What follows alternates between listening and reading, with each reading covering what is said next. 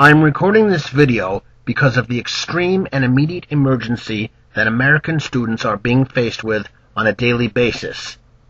Recently, Jersey Shore cast member Snooki was asked to speak at Rutgers University. Her message: study hard, but party harder. For this gem of wisdom, she got $32,000. Meanwhile, Nobel Prize laureate Toni Morrison, scheduled to speak at this year's graduation, will make $2,000 less.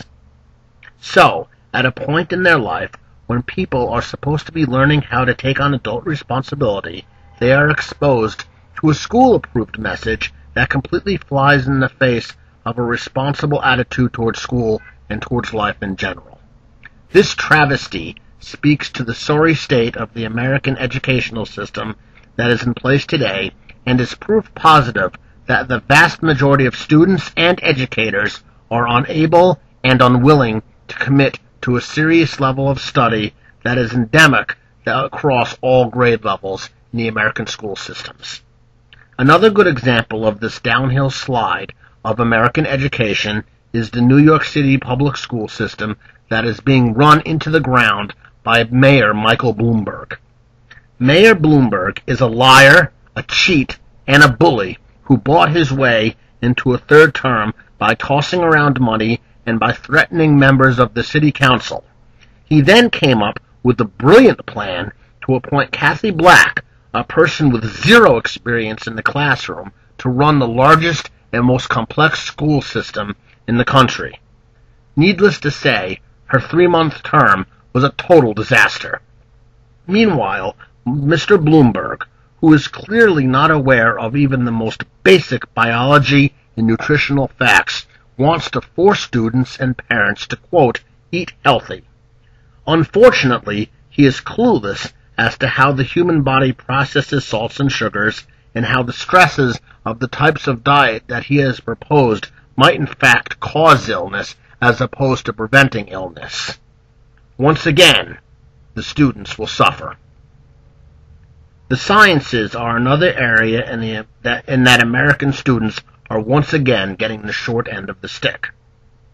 There is no debate about evolution, the age of the Earth, or the approximate age of the universe.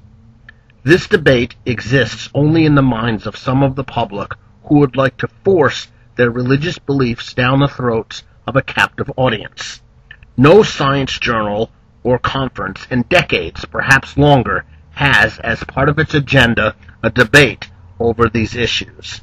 And yet there is, time and time again, a debate in some city or school council over whether to teach so-called alternative explanations, in spite of the fact that these alternative has absolutely no evidence or logic behind them whatsoever.